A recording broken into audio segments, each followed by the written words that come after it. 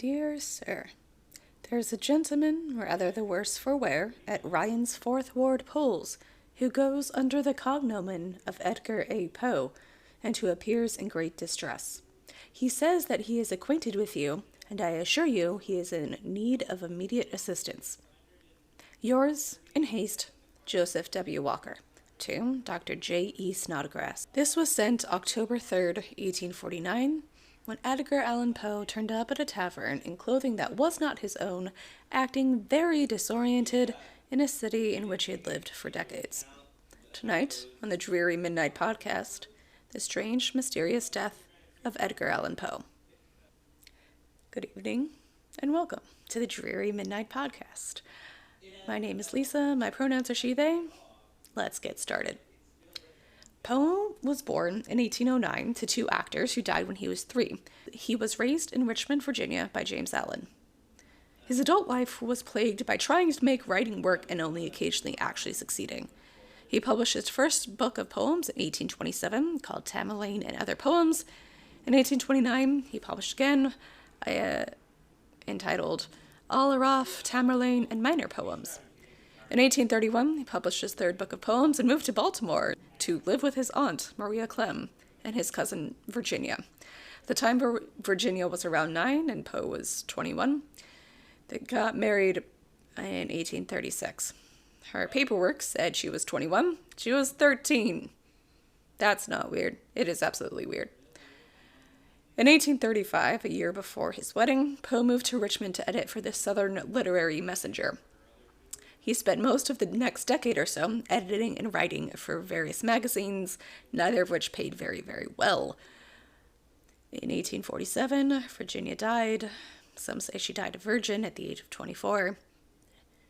Part of me sincerely hopes that is actually the case.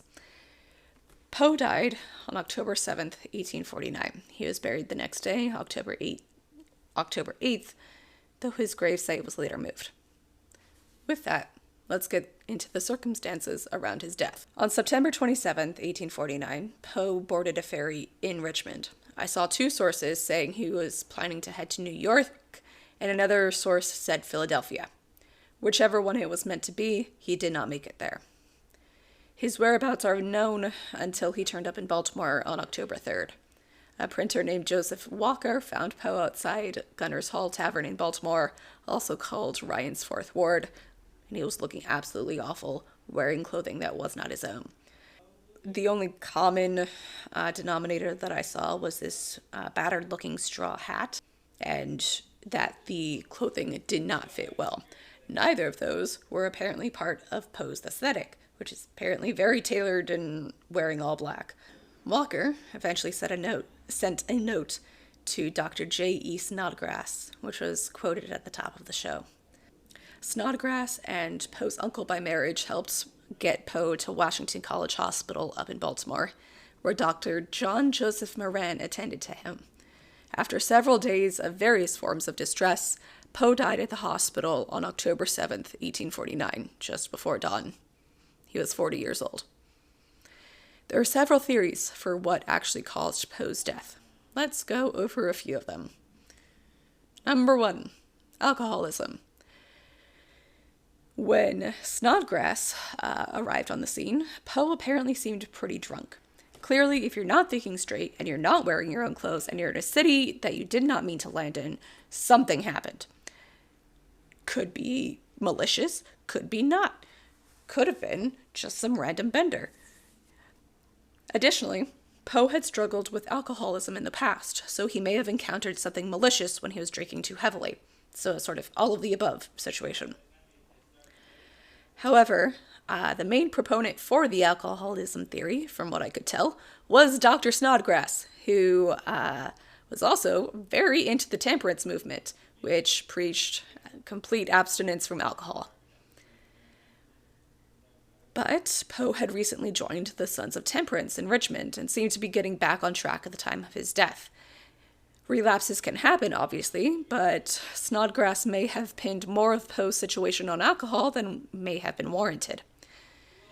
Additionally, he only seemed to be using drugs or alcohol in very tumultuous times in his life, and that did not seem to be the case here.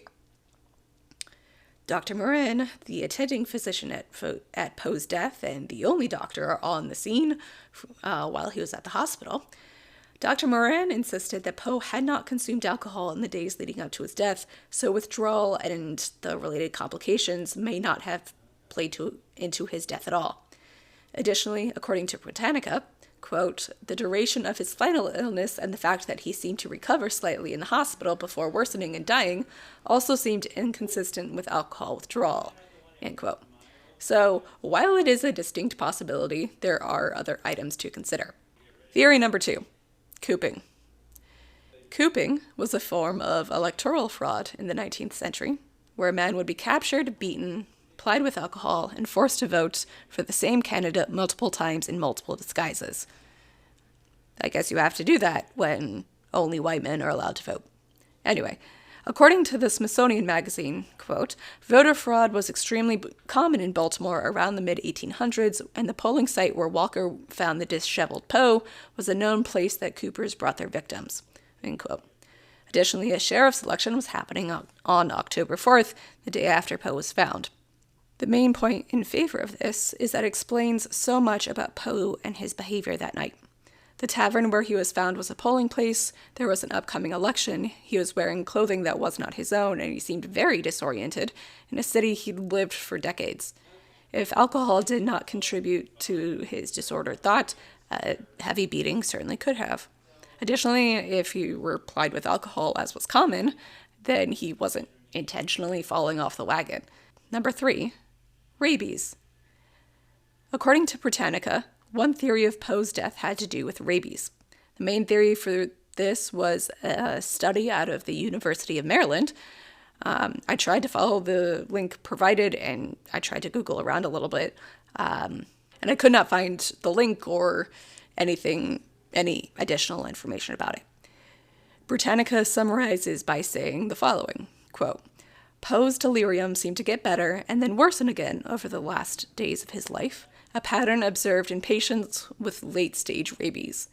Furthermore, Poe's hospital records indicated that Poe had difficulty drinking water. This may have been a manifestation of one of rabies' characteristic symptoms, a fear of water, end quote. This one seems to be kind of the out there third option, I guess. I think there's a possibility, sure, but there's the possibility for a lot of things. So those are my top 3 theories.